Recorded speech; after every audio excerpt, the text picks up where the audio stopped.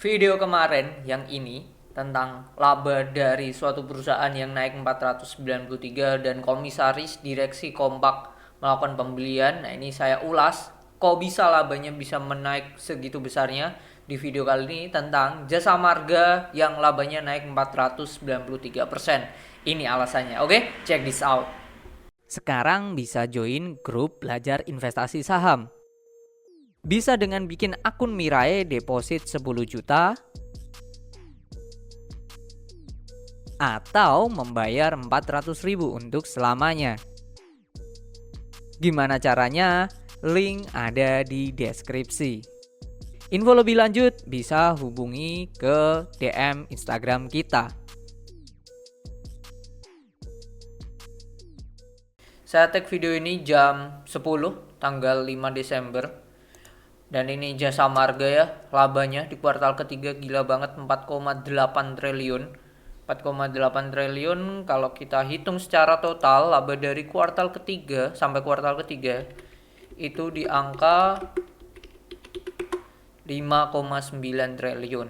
Dan ini ada di laporan keuangannya. Di sini dimana labanya mencapai nah ini 5,974 triliun karena sebelumnya hanya 1 triliun. Nah, ini naiknya kenceng banget ini. Kemarin sudah saya bahas dan dimana kemarin juga ada news komisaris dan direksi itu membeli sahamnya lagi. Jadi tonton video yang kemarin, nanti saya kasih linknya di akhir video. Oke, kita ulas ya. Kita ulas terlebih dahulu. Dari aset perusahaan, kasnya ini turunnya drastis ya. Di akhir tahun lalu itu 8 triliun. Sekarang hanya 4 triliun.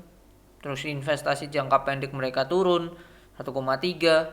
Piutang lain-lain juga piutangnya naik, piutang lain-lain. Oke. Itu sih. Jadi adanya penurunan aset yang lumayan signifikan ya. Di aset lancar. Tetapi di aset tidak lancar, nah ini mereka mengalami kenaikan. Yaitu ada aset tak berwujud dari hak pengusahaan jalan tol. Ini naik jadi 107 miliar, sebelumnya hanya 66 miliar. Oke, itu sih kenaikan paling signifikan ya yang membuat total aset tidak lancarnya itu naik. Oke. Jadi secara overall total asetnya ini mengalami kenaikan. Tapi ya ini 107 triliun ya. Ini kan dalam juta miliar ya, 107 triliun. Ini mengalami kenaikan yang signifikan, luar biasa. Oke, dari segi hutangnya, ini mereka hutang berbunganya lumayan PR karena dalam jangka pendek ada hutang bank. Jangka pendek ini 2,2 triliun. Wow. Lalu hutang lembaga keuangan bukan bank ini ada 200 M. Terus ya itu sih, itu liabilitas keuangan jangka pendek lainnya ada 800 M. Jadi nominalnya besar di atas 3 triliun, terutama hutang-hutang berbunga. Jadi agak PR nih. Di atas 3 triliun. Meskipun kasnya bisa sih, kasnya 4 triliun, masih ke cover lah ya. Tetapi sangat dangerous karena mereka masih punya hutang bank jangka pendek juga gitu, 59 triliun, lalu hutang obligasi juga masih ada 800 M. Ini ya, ini hutang-hutang berbunganya masih PR ya, Jasa Marga ya. Kayak itu. Nah, ekuitasnya mereka punya saldo laba yang belum ditentukan penggunanya mana. Oke, nggak ada. Saldo laba yang belum ditentukan penggunanya itu 12,8 M. Oke. Lumayan besar juga, mengalami kenaikan dibanding tahun lalu. Tahun lalu hanya 7 triliun, ini sekarang 12. Oke, lalu kalau kita lihat, nah ini pendapatannya. Aslinya dari total revenue dari perusahaan itu memang naik tetapi tidak yang signifikan. Ya, kalau kita hitung ya 14.080.508 totalnya ya yang ini 14 triliun dikurangi 11.720.891 mengalami kenaikan 2 triliun. 2 triliun atau sebesar 20%. Oke, 2 digit hal yang bagus sih aslinya. Terus kalau di total laba kotornya itu 6 triliun.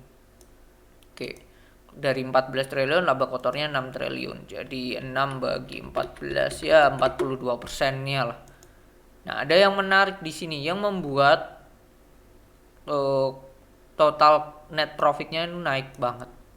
Sebelum ke sana, saya mau lihat dulu nih pendapatannya. Pendapatannya dibagi menjadi 3, pendapatan tol, pendapatan usaha lainnya, dan pendapatan konstruksi. Yang mengalami kenaikan sangat signifikan itu pendapatan konstruksi. Kita tahu sendiri jasa marga ini paling familiar yaitu di jalan tol ya. That's why dia pendapatan paling besarnya di sini. Cuman kenaikan paling besar ya di konstruksi. Hampir 100% ya bisa dikatakan ya. Kenaikannya 100%. Pendapatan usaha lainnya juga naik. Kalau kita cek di note 336 ya pendapatan. Kita cek dulu di pendapatan di telaah enggak lebih dalam di sini 30-an. Oke. Ini 36 pendapatan tol lain. Nah, ini pendapatan tol lainnya nih dijelasin di sini ya. Pendapatan tol dan lainnya. Wow, ini dijelasin kepentingan non kepemilikan pendapatan tol dan lainnya. Pendapatan tol sebagai berikut. Nah, ini perusahaan dari Cikampek Padalarang, JOR, seksi non S ini mengalami kenaikan ya. 5 triliun, oke. Ini hasilnya turun, tahun lalu tuh 6 triliun. Terus entitas anak itu Jakarta Cikampek dan lain-lain. Nah, ini totalnya 4,6. Entitas anaknya mengalami kenaikan. Kalau di total dari jalan tol ini naik 400-an. Ya 400 M. Oke. Terus pendapatan tol lainnya. Nah, ini pendapatan usaha lainnya. Nah, ini pengoperasian jasa pengoperasian jalan tol ini ada. Terus pendapatan pemeliharaan jalan tol, oke. Pendapatan BBM SPBU. Nah, ini mengalami kenaikan yang lumayan bagus signifikan di sini. Sewa lahan oke, naik which is good. Lain-lain, oke. Terus ini keputusan tarif tentang penyesuaian tarif tol ruas Jakarta Cikampek. Oke, ini ada penyesuaian tarif berdasarkan keputusan Kementerian PUPR, oke. Per tanggal 31 Juli 2023 tarif tol terjauh ruas jalan tol Profesor Dr. Insinyur Setiatmo adalah sebagai berikut. Oke, ini ya. Ini ada perubahan harga jalan tol.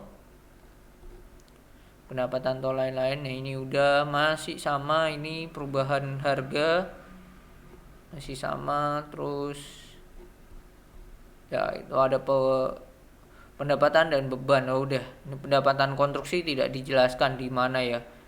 Itu ya yang membuat kenaikan yang luar biasa sih. Pendapatannya naik 20% lah. Revenue-nya hal yang bagus menurut saya ya, ada growth terutama di konstruksi ya. Konstruksi naik signifikan. Oke. Nah, yang membuat labanya naik signifikan itu adalah sampai poin ini masih oke. Gross profit tuh hasilnya cuma segini. Kenaikan dari jasa atau dari usaha bisnis mereka itu udah hanya sekian aja. Atau senilai 6118 946 kurangi 5556 870. Hanya 562 M atau senilai 10%. Nah, kenaikannya hanya 10%.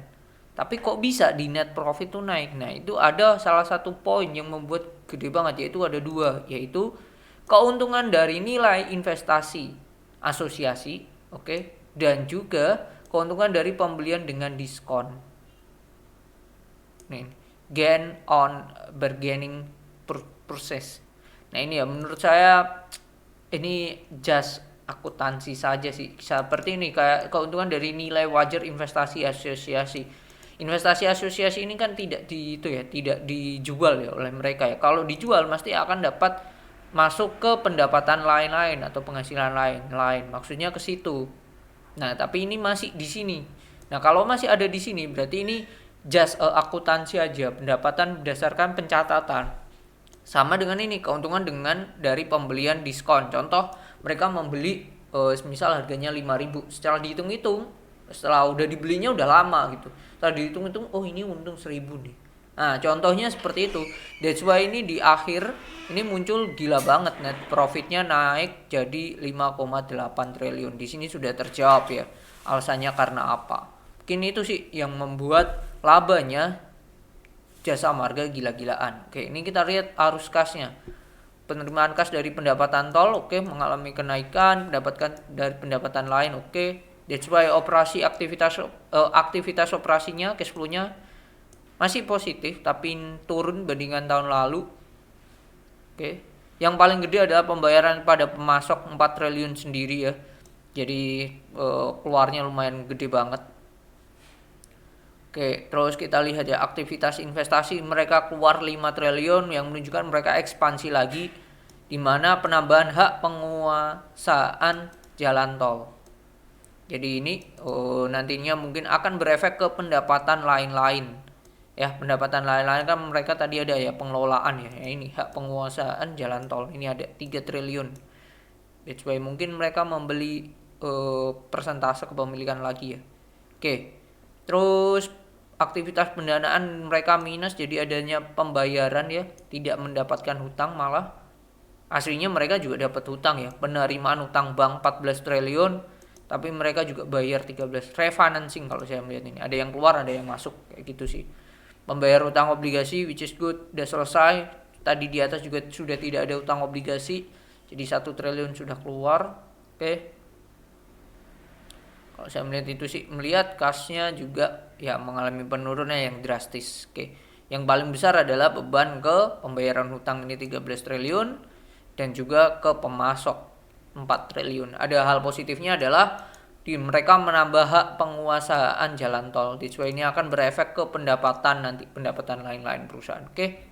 Jadi itu aslinya Jasa Marga itu revenue-nya net profit-nya tidak se-wow itu, hanya di kisaran 6 triliun aja sih gitu. Dengan net profit segitu 6 triliun dibandingkan tahun lalu memang mengalami kenaikan gitu. Mengalami kenaikan tetapi tidak yang so-wow banget seperti yang tercermin di Stockbit ini. Jadi apa yang saya bilang kemarin, kita perlu telaah lagi yang membuat laba kuartal ketiga gila-gilaan jor-joran. Tapi ada sisi positifnya untuk Jasa Marga. Sisi positifnya adalah bisa tonton video kemarin ya. Itu sih. PI-nya ada di angka 4, sekarang PBB-nya 1,25. Oke.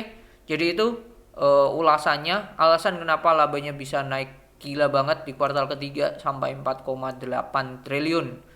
Dan bahkan sampai kuartal ketiga net profitnya naik 493%. Jadi sudah terjawab. Semoga bermanfaat video kali ini dan see you on the next video. Bye bye.